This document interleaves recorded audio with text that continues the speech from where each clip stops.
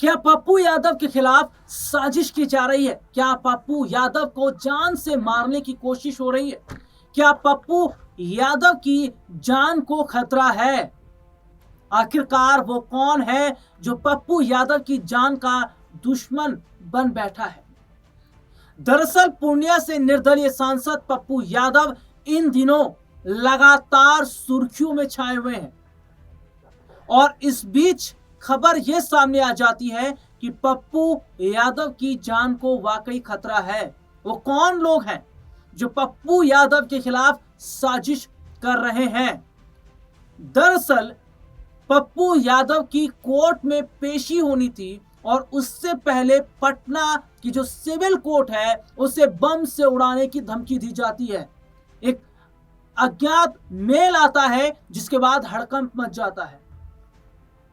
और देखिए सुनिएगा, ये बड़ी खबर मैं अपने दर्शकों को जो कि बता रहा हूं और उनके बेटे सार्थक जिनका बड़ा बयान सामने आया, ये भी मैं अपने दर्शकों को बताऊंगा।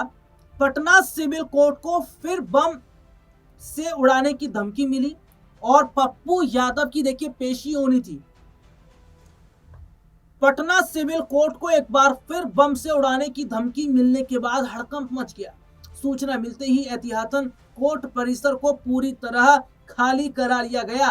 कोर्ट में तैनात सुरक्षा कर्मियों ने सिविल कोर्ट के तीनों गेट बंद कर दिए और किसी भी व्यक्ति के प्रवेश पर रोक लगा दी। अज्ञात व्यक्ति ने मेल के जरिए धमकी दी। पूरे भवन को बम से उड़ाने की धमकी दी गई।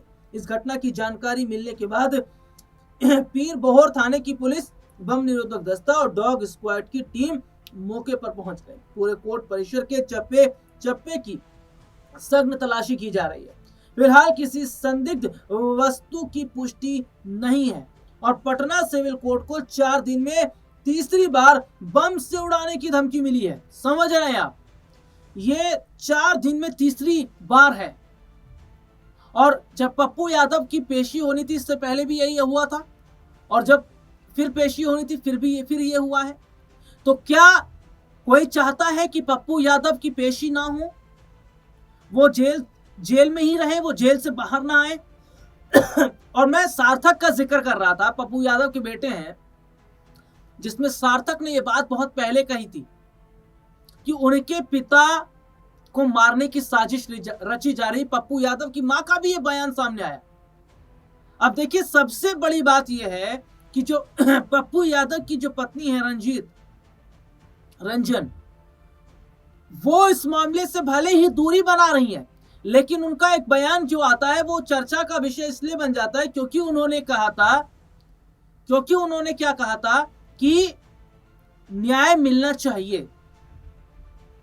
पप्पू यादव और रंजन जो कि बहुत टाइम पहले अलग हो चुके हैं, लेकिन फिर भी जो है रंजीत जो है वो पप्पू यादव को लेकर चिंतित नजर आती हैं।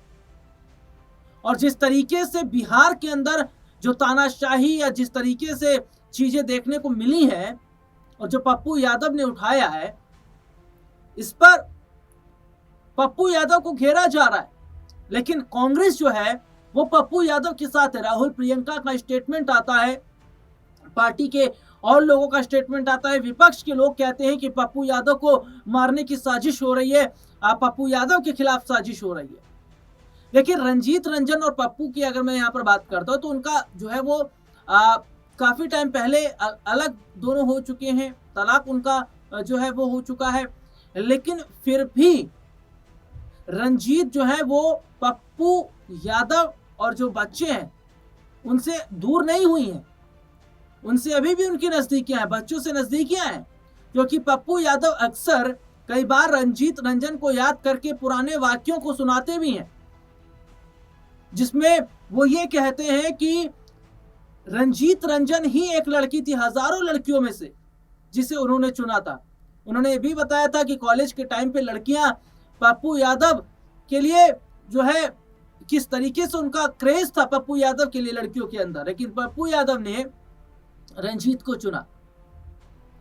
और बच्चों की मैं बात कर लूं तो पप्पू यादव बच्चों से भी बहुत प्यार करते हैं, अपने दोनों बच्चों से, सार्थक और उनकी एक लड़की और है। और जो पप्पू यादव की पत्नी है वो भी दोनों बच्चों से प्यार करती। देखिए वो एक अलग बात है कि किसी बात को लेकर अनबन हुई, दोनों अलग हो गए, लेकिन आज भी पप्पू यादव की चिंता रंजीत करती है। अब यहाँ पर एक सवाल ये खड़ा हो जाता है कि क्या अगर सच को उठाया जा रहा है, क्योंकि जो बिहार के अंदर जो नीट जो छात्रा का जो मामला था, जिस तरीके से देखने को मिला, छात्रा के साथ जो कुछ हुआ, उसको पूरे मामले को पप्पू यादव ने उठाया और तमाम बड़े बड़े लोगों पर उन्होंने खुलासे किए। हालांकि इसमें एक बात निकलकर सामने आई है कि जो मामला पप्पू यादव ने उठाया नीट छात्रा से जुड़ा, इसमें कई बड़े लोगों का नाम शामिल है और इसीलिए वो ये चाहते हैं कि ये मामला उठे ना, और इसीलिए क्या पप्पू यादव के खिलाफ साजिश की जा रही है। क्योंकि देखिए जो 31 साल पुराना मामला था, जो 1995 का ये जो मामला था कि पप्पू यादव ने जबरन जो घर को कब्जा किया था और जिस तरीके से उन्होंने दबंगई दिखाई थी, दबंग छवि के माने जाते थे पप्पू यादव पहले, वो 31 साल पुराना मामला था जिस पर कोर्ट का फैसला आया भी था, जिसमें उन्हें जमानत मिल गई, लेकिन एक दूसरे मामले में उन्हें फिर गिरफ्तार कर लिया गया।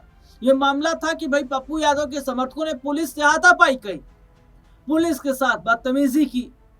उसके बाद ही यहां पर देखा जाता है कि पप्पू यादव की रिमांड मांग लेती है पुलिस और पेशी होनी थी उससे पहले ही धमकी आ जाती है। तो क्या एक साजिश पप्पू यादव के खिलाफ हो रही है?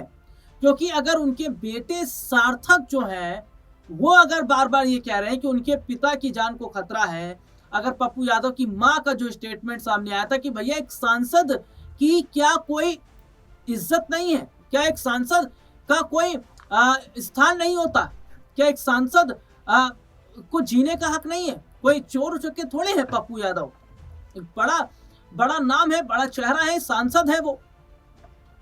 तो यहां पर सीधे तौर पर देखा जा रहा है इस मामले में नीतीश सरकार चुप है, क्योंकि बार बार सवाल तो सरकार से हो रहे हैं कि भैया सरकार क्यों नहीं इस मामले में कुछ बोल रही है कि अगर पप्पू यादव की जान को खतरा है तो सिक्योरिटी मुहैया करवाई जाए, सुरक्षा के इंतजाम को पुख्ता किया जाए, लेकिन सरकार भी हाथ पर हाथ धरकर बैठी है।